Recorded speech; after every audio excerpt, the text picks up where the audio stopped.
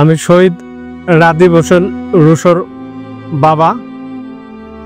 আমার একটাই ছেলে আর একটাই মেয়ে। আমার ছেলে আমার কাছে ফোন দিয়ে বলল, বাবা আমি একটু বিজয় মিছিলে যাব।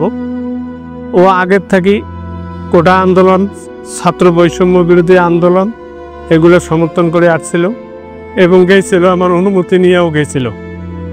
এখন আমার ফোন দিয়ে বলল যে বাবা আমি একটু যাই। তখন আমি গাজীপুরে গাড়ি আমাদের আটকায় দেয়। আমিও বিজেপির একজন হাবিলদার। আমি আমার সেকশনকে বললাম যে আমরা যদি মারাও যাই তা তোমরা কোনো বাচ্চার গায়ে গুলি করবা না, কোনো ছাত্রের গায়ে গুলি করবা না। আমি এই আদেশ দিচ্ছি, আমি বলে গেছি যে আমি যদি মরে যাই তারপরে তোমরা যা করার করো। আমার ফোন করে বললো যে বাবা আমি একটু বিজয় মিছিলে যাই। আমি বললাম যে ঠিক আছে যাও, সন্ধ্যার আগে ফিরে আসো। পরে আর আমি সন্ধ্যার আগে, মাগরিবের আগে ফোন দিই।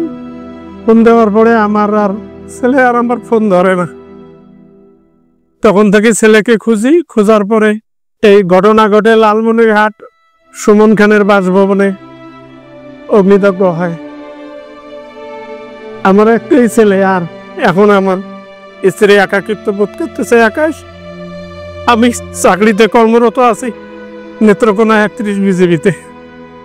আমার ছেলে জিপিএ 5 প্রাপ্ত ছেলে এবং ঢাকা সেন্ট জোসেফ কলেজে চান্স পাইছিল। আমি ক্যান পাবলিক স্কুল অ্যান্ড কলেজে ভর্তি করাইছিলাম।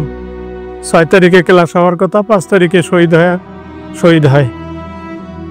বলতো যে বাবা আমাকে বলতো, আমি ছুটিতে ছিলাম, আমাকে বলতো যে সাইড যদি তোমার ছেলে হইতো, আর যারা মারা যাইতেছে তোমার ছেলে হইতো, যদি তুমি কি করতে যাইতে দিতা না, এইগুলা আমাকে বলতো। বলে ও অনুবিনয় করি ওই মিছিলে চলে যাইতো।